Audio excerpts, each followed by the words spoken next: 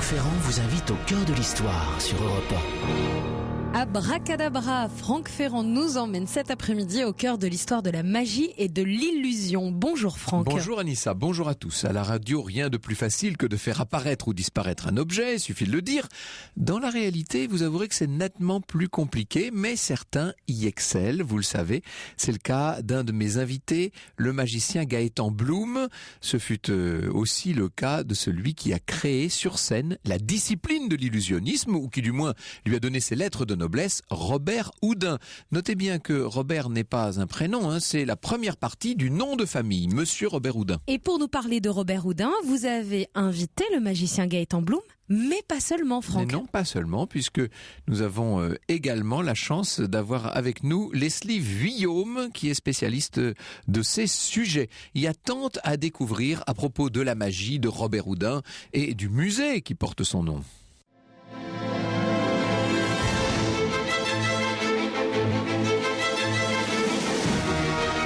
Au cœur de l'histoire sur Europe 1.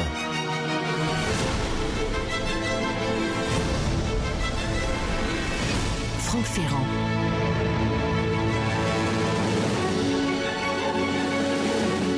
Un soir de 1854, dans un théâtre de la rue des Italiens dans le 9e arrondissement de Paris, la meilleure société s'est donné rendez-vous là. On est un petit peu avant 20h, vous imaginez, le spectacle va commencer et l'excitation est palpable. Les spectateurs le savent, le magicien Jean-Eugène Robert Houdin va dans un instant, sous leurs yeux ébahis, écarquillés, il va repousser une fois de plus les limites du possible avec des tours incroyables et des illusions qui ne le sont pas moins. Soudain, le silence se fait, le rideau se lève, le décor c'est celui d'un intérieur cossu, on a l'impression d'être dans un appartement si vous voulez, l'artiste apparaît, c'est un homme proche de la cinquantaine, au front haut et dégagé, au regard vif et combien, il a toujours l'air à l'affût Robert Houdin. Il porte une tenue élégante mais sobre, il tient une baguette, inutile de vous dire que tous les yeux qui sont là dans la salle le scrutent. C'est le début d'un spectacle à couper le souffle. Les spectateurs vont de surprise en surprise, des objets apparaissent ou disparaissent, une pendule marque des heures à la demande, il y a des automates qui viennent réaliser toutes sortes de prodiges, des roses éclosent en un éclair, un enfant lit dans les pensées d'un adulte, on voit même un enfant léviter pendant le spectacle. Tout ça est fascinant et encore une fois, pour Robert Houdin, c'est un triomphe. Les spectateurs, heureuses et consentantes victimes de l'illusionnisme, lancent des acclamations à la mesure de leur incompréhension. Et puis, bien sûr, la salle se vide, vous savez, et l'artiste reste à ses pensées. Charles Armand Klein raconte « Nul ne savait que cette soirée serait la dernière de Robert Houdin devant le public parisien. Dans la grande pièce longeant la salle qui lui a servi à préparer chaque numéro, Robert Houdin relâche ses forces tendues à l'extrême pendant plus de 2 heures. L'homme vif, multiple, frais, si à l'aise, révèle en cet instant le poids accumulé de ses 49 ans, de 8 années de scène sans répit, d'un long temps de travail acharné. Une page est en train de se tourner dans sa vie. Alors, il est évident qu'il va continuer à exercer son art. On le voit se produire quelque temps en Europe, mais on va bientôt le voir s'exercer à de nouveaux numéros ailleurs. Cette même année, 54, il reçoit en effet une étonnante proposition. Et la proposition dont je vais vous parler maintenant vient du lieutenant-colonel d'état-major Neveu. Les Français, évidemment, sont de plus en plus en Algérie. Il faut asseoir notre présence, bien entendu. Alors vous allez me dire, que vient faire un magicien dans cette histoire ? Ça paraît un peu bizarre. Eh bien, l'un des problèmes auxquels sont confrontés les colonisateurs français, c'est la puissance des marabouts, qui sont en train de créer un véritable désordre, qui font peur tout simplement. Les marabouts ont une importance considérable dans la société algérienne. Ils sont des facteurs de désordre. C'est en tout cas ce qu'ont jugé les chefs d'état-major. Certains marabouts, il faut vous le dire, sont très influents. Ils sont capables de galvaniser les combattants ennemis. Christian Fechner explique: ce pouvoir que les marabouts prétendaient transmettre aux guerriers arabes donnait à ces derniers le sentiment d'être immunisés contre les blessures causées par les balles de soldats français. Cette croyance insensée provoquait la mort de ces jeunes et naïfs exaltés, mais également celle de nombreuses recrues dans les rangs de l'armée. Alors on s'est dit, que pourrait-on faire pour essayer de lutter contre ces marabouts ? Eh bien peut-être que le meilleur moyen, ce serait de leur opposer quelqu'un qui ferait des tours encore plus extraordinaires et qui donc diminuerait en quelque sorte leur prestige aux yeux de ceux sur lesquels ils exercent une véritable influence. Voilà le rôle de Robert Houdin.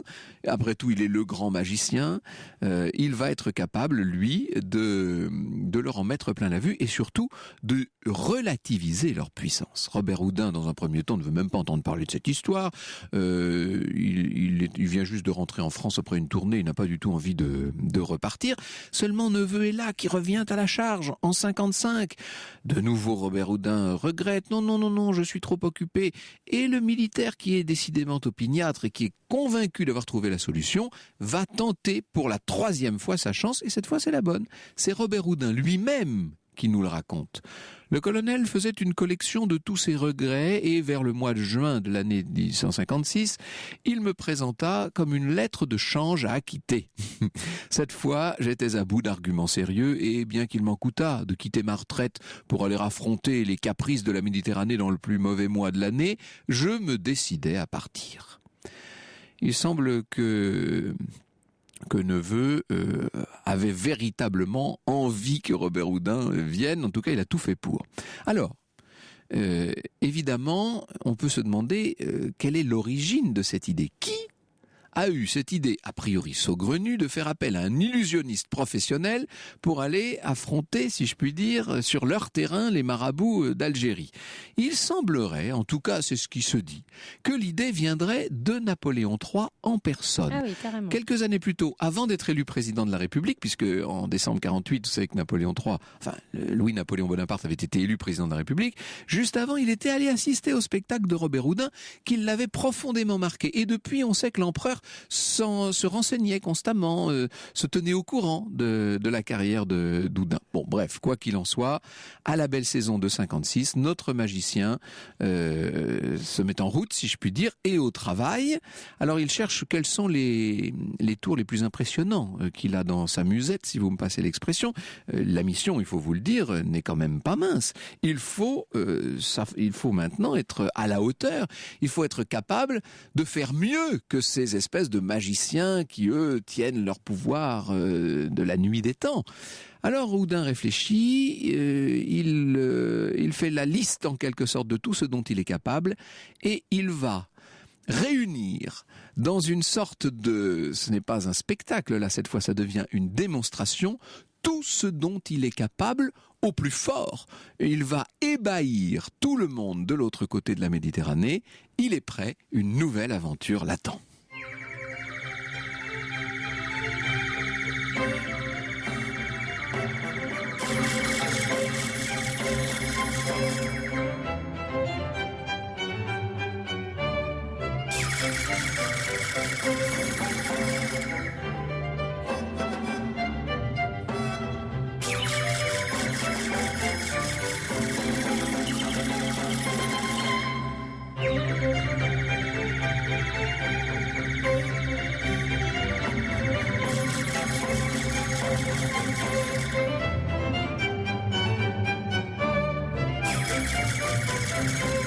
Un extrait de la symphonie des jouets composée par Léopold Mozart sur Europe 1, le papa du grand Mozart. Restez avec nous, Franck Ferrand vous raconte dans un instant comment s'est passée l'aventure de Robert Houdin en Algérie en 1856. Europe 1, au cœur de l'histoire. Franck Ferrand. Et vous nous parlez cet après-midi, Franck, de l'un des pères de la magie moderne, Robert Houdin, un magicien célèbre qui accepte de participer en 1856 à une mission un peu surprenante. Il va aider l'armée française à réduire le pouvoir des marabouts en les surclassant avec ses tours de magie en Algérie. Alors, c'est vrai que c'est pas banal, non, c'est assez étrange banal, même comme c'est sujet. le moins qu'on puisse dire. Alors avant de savoir comment cela s'est passé de l'autre côté de la Méditerranée, j'ai quand même une petite question à vous poser sur Robert Houdin. Il venait d'une famille de magiciens. magicien? Alors pas de magicien, mais d'horloger, ce qui d'une certaine manière est un peu la même chose. C'est vrai que j'ai commencé un peu abruptement et que je vous ai pas raconté les origines de Robert Houdin, qui donc était né à Blois en 1805. Son père est horloger et dans un premier temps, son père voudrait, vous savez, c'est souvent le cas des artisans d'art, il voudrait que leurs enfants fassent des carrières plus intellectuelles. Donc son père le pousse vers le droit à toute force, mais lui, ce qui l'intéresse, c'est l'horlogerie, où il se révèle d'ailleurs étonnamment doué. Il va aussi se découvrir une véritable passion pour une discipline où ses compétences techniques lui ouvrent des possibilités immenses. C'est une discipline qui n'existait pas véritablement en tant que telle, elle n'était pas constituée, si vous voulez. C'est donc la magie, ce qu'on appelle ordinairement la magie, l'illusionnisme ou la prestidigitation. Nous verrons d'ailleurs quelle différence, quelle nuance il faut mettre entre tous ces termes tout à l'heure. Donc, Robert Houdin est un horloger qui fait de la magie. Un de ceux qui vont lui succéder, si je puis dire, le grand Georges Méliès, par ailleurs un des inventeurs du cinéma, raconte: alors germa dans son cerveau l'idée de révolutionner l'art de l'escamotage qui ne s'exerçait guère alors que sur les tréteaux des places publiques et de créer la prestidigitation élégante, correcte, dégagée des oripeaux des pitres, des invraisemblables costumes de battleurs. Sans se presser, il mit au point ses automates, pièces mécaniques, trucs électriques ou autres, et ouvrit au Palais Royal, le 3 juillet 1845, le théâtre des soirées fantastiques sur lequel il parut en habit noir dans un salon Louis XV. Ça y est, cette fois, le spectacle d'illusionnisme est véritablement créé. C'est un succès phénoménal à Paris, mais bientôt dans toute l'Europe, vous savez. Et après tout, Robert Houdin, qui a tellement bien réussi partout en Europe, se dit qu'il devrait pouvoir réussir aussi en Afrique. Pourquoi pas? Donc, le voilà parti pour l'Algérie. À la fin de l'été 1856, il quitte sa résidence de Saint-Gervais, donc près de Blois. Il est avec sa femme, plus exactement, ils partent tous les deux pour rejoindre le port de Marseille, bien entendu. On prend là-bas un paquebot, on est en 56, donc ce sont encore les grands paquebots à voile. On prend la mer le 16 septembre, un jour et demi de traversée jusqu'à Alger, et eh bien à Alger, on les installe. Alors, il était prévu que Robert Houdin prennent part aux fêtes annuelles de la ville. C'était comme ça qu'on avait prévu de le présenter. Seulement, voilà, il se trouve qu'il y a des désordres sur le territoire algérien, comme par hasard, à cette époque. Tout ça crée des difficultés. On remet les festivités à plus tard. Et Robert Houdin, dans un premier temps, se trouve un peu désœuvré. Alors on lui dit, pourquoi ne vous produiriez-vous pas sur la scène du théâtre d'Alger, qui est là, qui est disponible? Et voilà comment Houdin va refaire son spectacle, mais cette fois devant un nouveau public. C'est un succès colossal. Alors, bien entendu que dans la salle, c'est un public d'Européens, vous l'avez bien compris. Mais on fait un triomphe à Robert Houdin. Certaines personnes reviennent constamment. C'est un véritable événement pour la ville. Je crois qu'on doit pouvoir dire que c'est l'élément de la saison algéroise. Et par exemple, un soir, il y a beaucoup d'anecdotes à raconter, mais un soir, Robert Houdin va faire disparaître un jeune Algérien sous un gigantesque récipient. Alors le public est sidéré. Évidemment, le jeune homme va bien. On ne tarde pas à le voir réapparaître comme par magie, c'est le cas de le dire. Bref, tout ça fait beaucoup parler de Robert Houdin de l'autre côté de la Grande Bleue, et le gouverneur se dit qu'il pourrait organiser une soirée de gala chez lui et qu'il va y inviter la plupart des grands chefs des grands chefs tribaux. C'est ça le but. Évidemment, vous aurez compris que c'est l'origine même du déplacement de Robert Houdin en Algérie. Ça, c'est une soirée très importante. Les chefs tribaux sont là, ils observent, ils sont littéralement estomaqués par ce qu'ils voient. Ils offrent aux magiciens un rouleau magnifiquement calligraphié. C'est Christian Fechner qui le raconte. L'un des chefs dit à Robert Houdin: à un marchand, on donne de l'or. À un guerrier, on offre des armes. À toi, Robert Houdin, nous présentons un hommage que tu pourras léguer à tes enfants. Pardonne-nous de te donner si peu, mais convient-il d'offrir la nacre à celui qui possède la perle ? C'est magnifique comme hommage. Beau. Le prestidigitateur, nous dit Christian Fechner, fut profondément ému par cet hommage qu'il considéra toujours comme le plus précieux souvenir de sa vie d'artiste. Alors, évidemment, l'enthousiasme soulevé par les tours de Robert Houdin a atteint son but d'une certaine manière. Et on pourrait penser qu'à partir de là, il n'a plus rien à faire en Algérie, qu'il va rentrer en métropole. Mais en fait, les choses sont plus compliquées. Le départ est repoussé. L'impression faite par Robert Houdin sur un certain nombre de chefs de tribu a été tellement forte qu'on ne va pas s'en tenir là. L'un d'eux aurait dit à un haut dignitaire militaire français: au lieu de faire tuer tes soldats pour soumettre les Kabyles, envoie ton marabout français chez les plus rebelles et avant 15 jours, il te les ramènera tous ici. Bon, faut pas leur dire deux fois, aux responsables français, bien entendu. On demande à Robert Houdin d'aller effectuer un petit voyage à l'intérieur des terres. Lui qui croyait repartir, ça sera pour une autre fois. Alors là, évidemment, le spectacle de salon, si je puis dire, le spectacle bien huilé, risque d'être mis à rude épreuve. On va changer complètement de décor et de contexte, et il va falloir, pour notre illusionniste, se montrer capable de s'adapter à des situations qui sont là nettement imprévisibles. Est-ce qu'il va accepter ? Vous connaissez la réponse. Bien sûr qu'il accepte. Europe 1 au cœur de l'histoire. Franck Ferrand. Et nous sommes cet après-midi sur Europe 1 au cœur de l'histoire de Robert Houdin, le magicien, enfin le chef de la diplomatie, là on peut presque dire ça maintenant, parce qu'il est en Algérie et il va même s'enfoncer dans les terres à la rencontre des plus rebelles. Et oui, c'est ça, l'idée est d'impressionner ces populations tellement ouvertes aux questions de magie, bien sûr, montrer tout l'éclat de cette espèce de marabout français, si l'on veut. Alors évidemment, le but c'est à la fois de mettre en doute, de mettre en cause en quelque sorte le pouvoir des marabouts kabyles, des marabouts sur place, mais c'est aussi de montrer la puissance de la France à travers Robert Houdin. Vous voyez l'état d'esprit de toute cette mission. Charles Armand Klein le souligne, tous les trucs étaient décelables à un œil exercé comme le sien. Un jeu de s'enfoncer un poignard à la pointe émoussée dans la joue quand il s'agit d'un vieillard maigre, édenté et à la peau élastique. Il s'agit là de démontrer que les tours des marabouts ne valent pas tripette.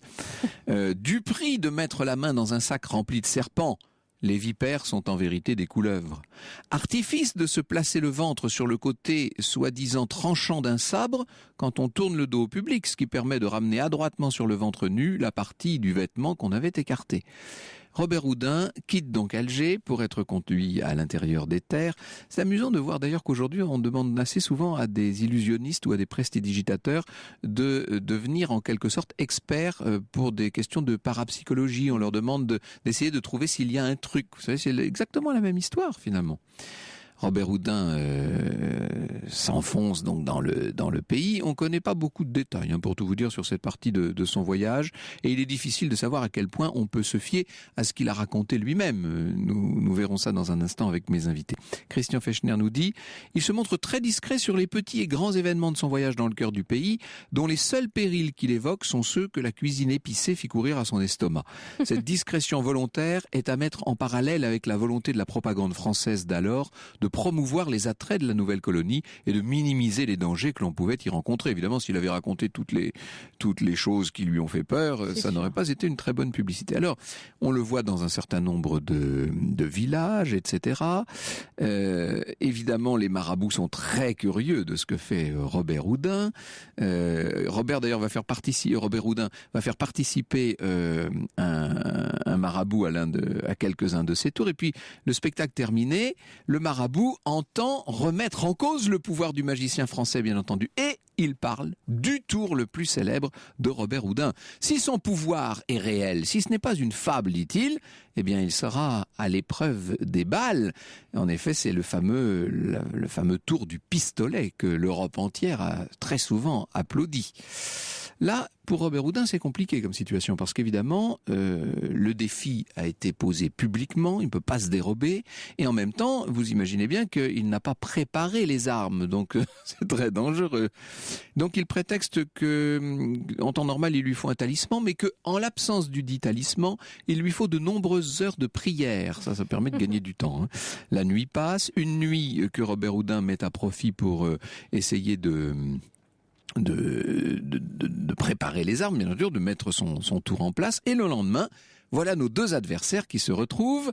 La femme du magicien est toujours auprès de lui. Vous imaginez dans quel état elle est, Madame Robert Houdin. Elle a une peur bleue. Le magicien lui-même a des doutes. Il se dit qu'après tout, il n'a peut-être pas bien préparé les armes comme ça doit être fait. Les pistolets sont là maintenant. Le magicien français se met en place. Il est à la distance fixée. Le marabout prend un des pistolets, il le pointe vers son rival, prêt à tirer. Là, on imagine l'émotion du public. Le marabout appuie sur la détente. Ça fait une détonation terrible, bien sûr.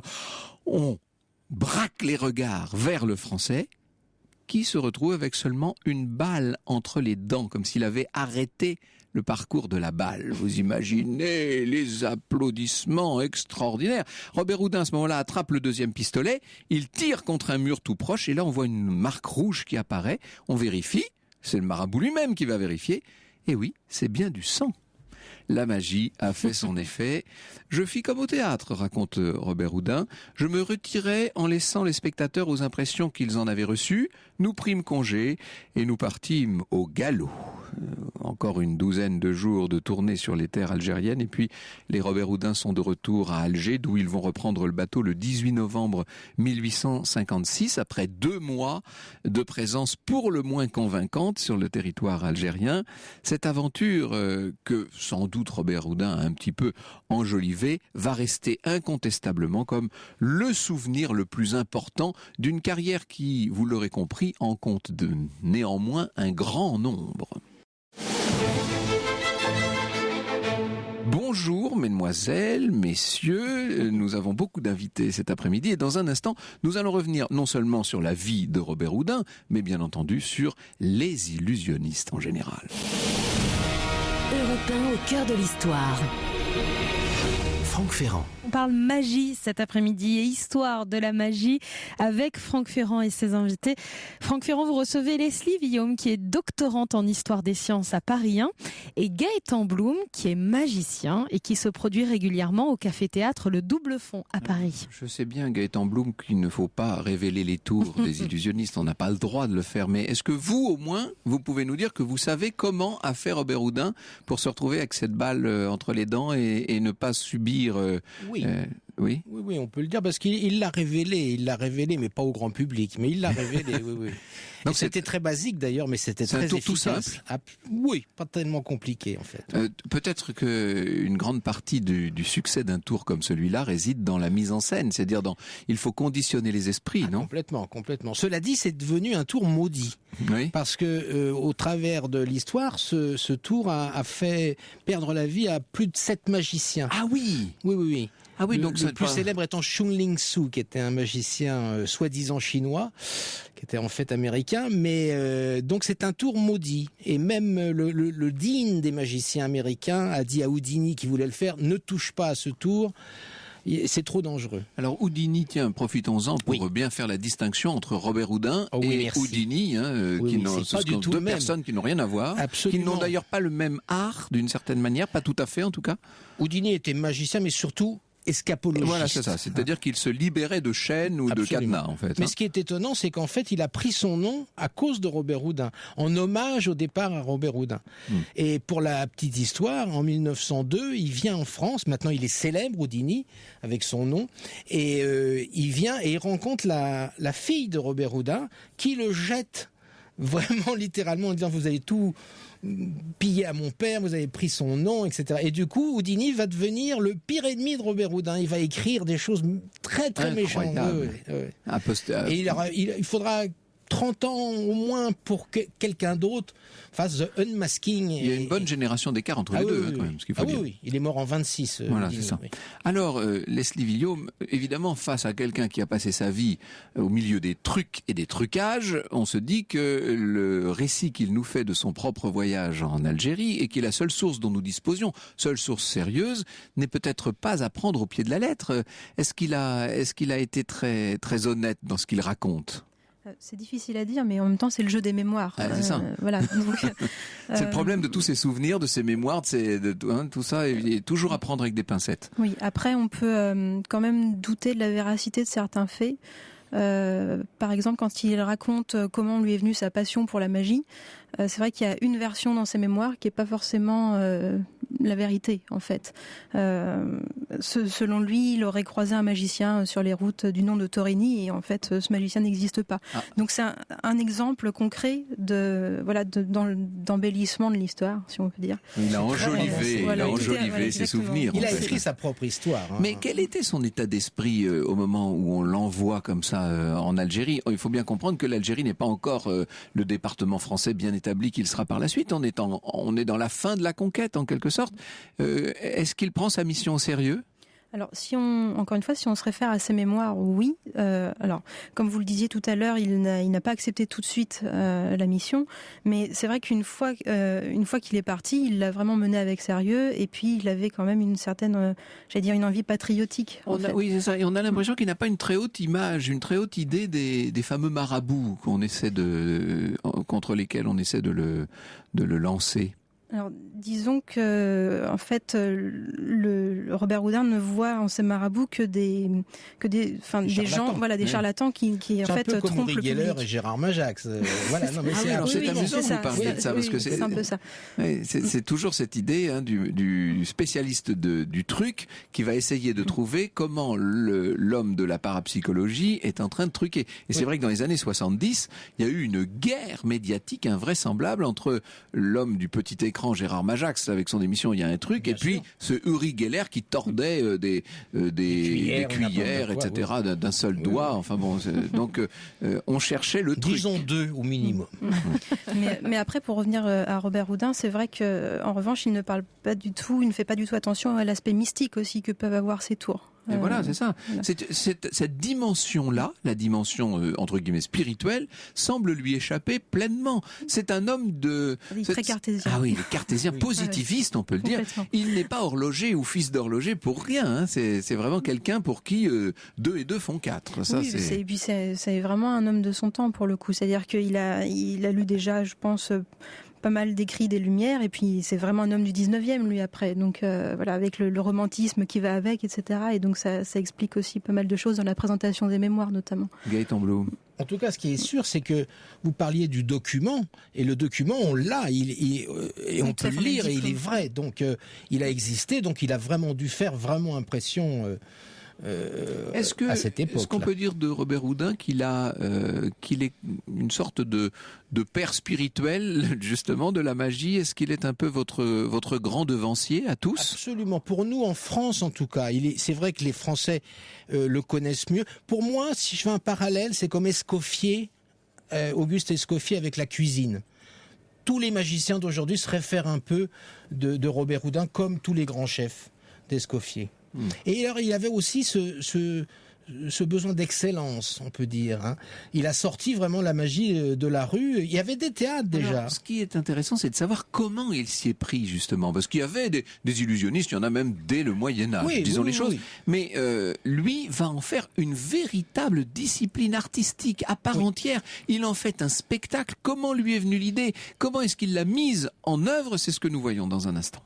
Europe 1, au cœur de l'histoire. Franck Ferrand. Au cœur de l'histoire du père de la magie moderne, Robert Houdin. Cet après-midi, on essaye d'en savoir un petit peu plus. Et justement, la question que vous avez posée à vos invités, Leslie Villaume, qui est doctorante en histoire des sciences à Paris, et Gaëtan Blum, qui est magicien, vous leur avez demandé, Franck, d'où Robert Houdin était devenu un si grand magicien. Oui, c'est ça. Alors, vous nous dites, Leslie Villaume, que l'origine de sa vocation est un peu douteuse et que la façon dont il raconte les choses a été enjolivée, en quelque sorte.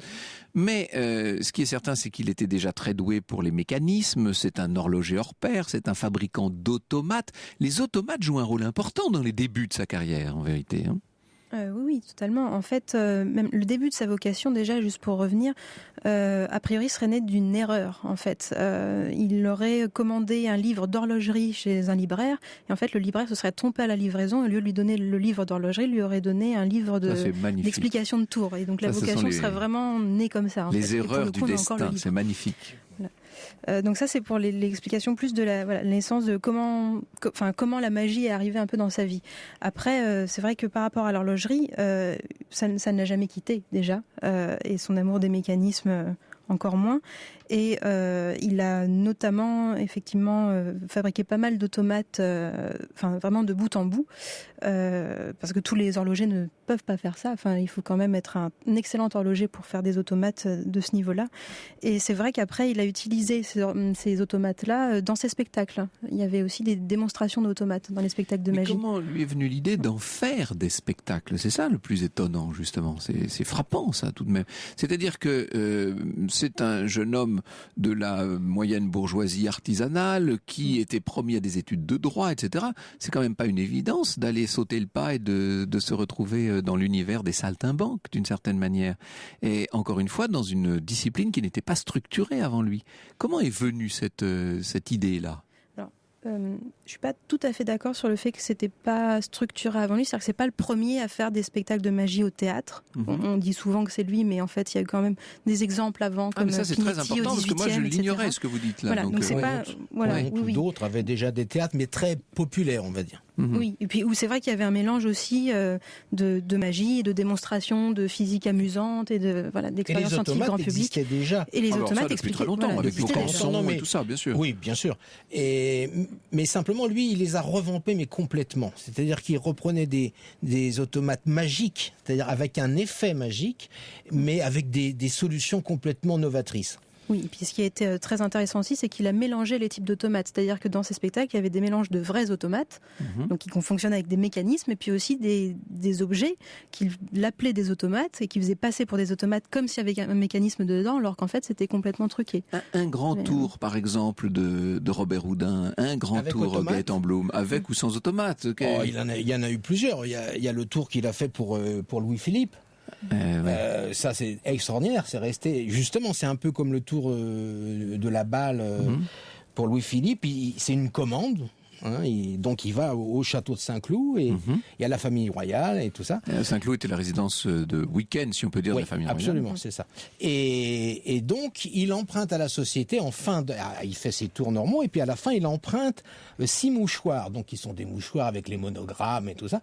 Il en fait un petit paquet qui pose sur un petit guéridon et il demande aux personnalités d'écrire sur des papiers blancs des endroits où il voudrait que ces mouchoirs se retrouvent. Alors tout le monde écrit quelque chose de différent. Et le roi a le choix d'en choisir 3. Et parmi ces 3-là, il va choisir la destination. Alors la première destination, c'est sous le candélabre qui est sur la cheminée. La deuxième, c'est dans la caisse d'oranger qui est au bout de l'allée à droite. Et la troisième, c'est sous la coupole des Invalides. Alors le roi considère tout ça, il dit bon, le chandelier c'est un peu facile, la coupole c'est un peu loin, allez, la caisse de l'oranger. Donc aussitôt, les gens s'approchent pour que personne ne puisse faire quelque chose. Évidemment. Okay. Et à ce moment-là, Robert Houdin recouvre le paquet avec les foulards d'une cloche non transparente, et en soulevant la cloche, à la place, il y a une tourterelle. Aussitôt, le jardinier décaisse l'oranger, fouille dedans et trouve quoi ? Un coffret tout rouillé, qu'il amène devant le roi. Et Robert Houdin a touché absolument à rien. Donc à ce moment-là, le roi dit « Qu'est-ce que je fais avec ça ?» Il dit « Regardez la tourterelle, elle a autour du cou une petite clé, toute rouillée également. » Il ouvre le coffre et Robert Houdin lui dit « Nous allons en plus voyager dans le temps. » Il dit « Mais comment ça ?»« Oui. Cette histoire est arrivée il y a bien longtemps. Mais non, il y a 15 minutes, on avait nos foulards. Regardez vous-même. » Et là, il ouvre, et il y a un manuscrit avec un cachet de cire. Il casse le cachet, il ouvre, et il lit « Moi, Joseph Balsamo, et voilà. Cagliostro, je place dans ce coffre des mouchoirs qui seront retrouvés dans 60 ans par Robert Houdin lors d'une séance pour le roi. » Et en dessous, il trouve effectivement le paquet avec les mouchoirs extraordinaire. On a l'impression d'assister au tour. Racontez-nous le pâtissier du Palais Royal. Ça c'est encore. Alors ça c'est extraordinaire parce que on l'a retrouvé. Moi quand j'ai commencé à lire Robert Houdin, je disais mais c'est pas possible ce qu'on nous raconte. Il a tout inventé. Or Christian Fechner, avec qui j'étais très ami et qui a passé sa vie, une partie de sa vie, à rendre hommage. Nous avons cité déjà plusieurs fois Christian Fechner depuis le début de cette émission parce que il a joué un rôle très important dans le développement de la mémoire de Robert Houdin. Absolument, et d'une façon très drôle. Quand il était adolescent, il voulait être ventriloque, il a travaillé dans des cirques, et puis il s'est intéressé à la magie, etc. Après, il est devenu le producteur de films qu'on connaît. Et à l'issue d'un des tournages, sa secrétaire, Hélène Bernardin, lui offre les mémoires de Robert Houdin, version originale. Et là, il se replonge dedans et il devient complètement amoureux de Robert Houdin.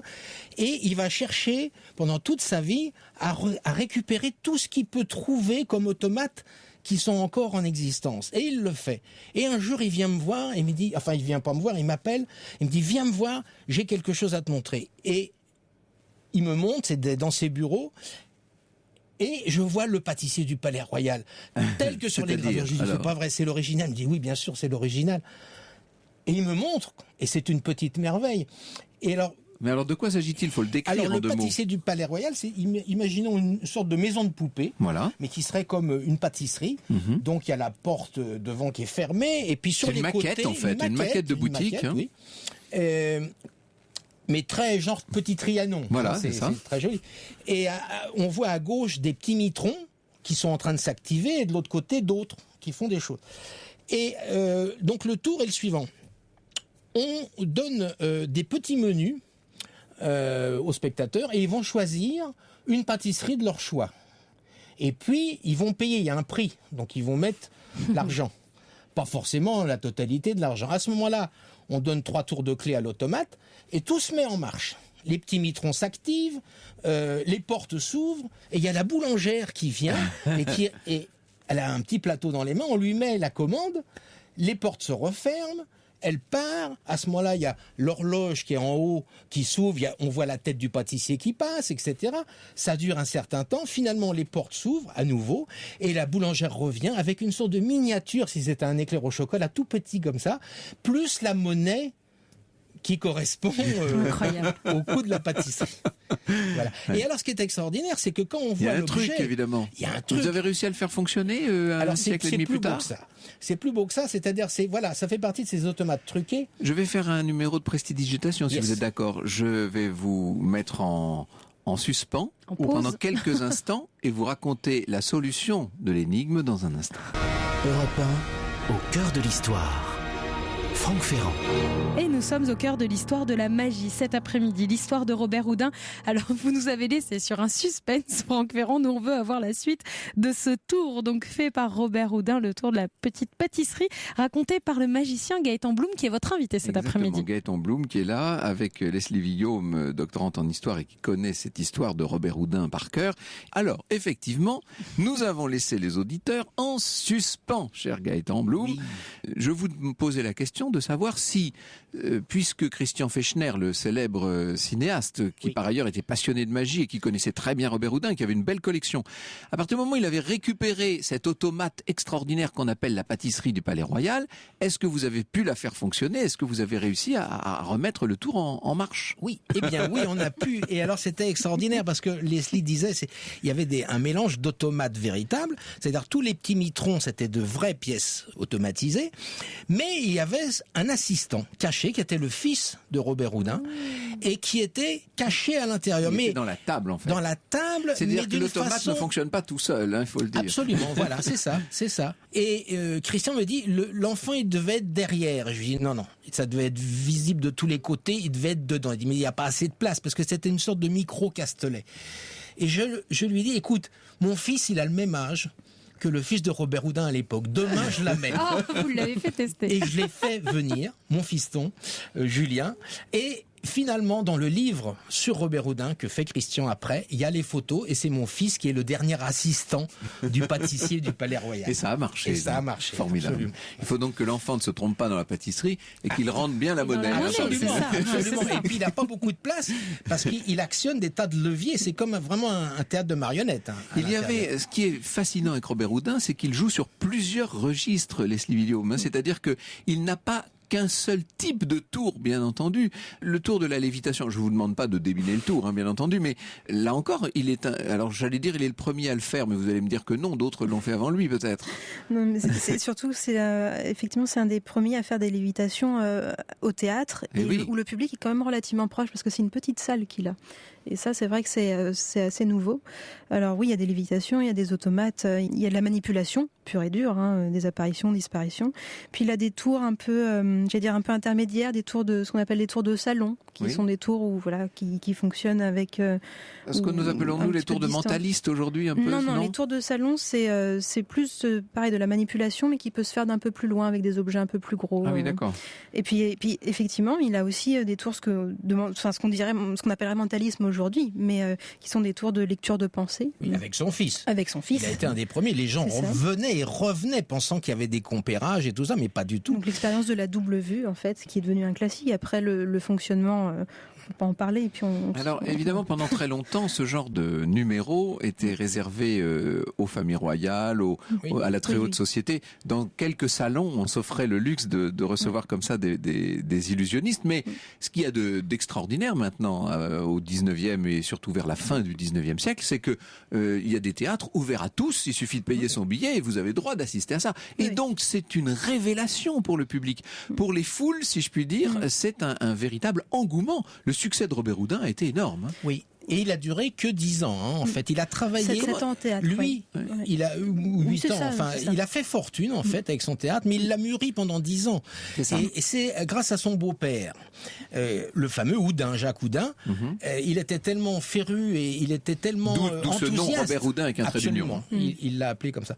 Et donc il a peaufiné ses automates et il a ouvert finalement son théâtre. Et je peux vous dire une chose, c'est que pour moi, il y avait vraiment ce côté excellent. C'est un peu ce qu'il a fait comme ce qu'a fait Alain Bernardin avec le Crazy Horse par rapport aux autres maison de striptease ou ce qu'on veut. C'est-à-dire, c'était une bonbonnière. Et il en a fait presque une œuvre d'art de son talent incroyable. Il était d'une précision horlogère, ça on l'a compris bien entendu.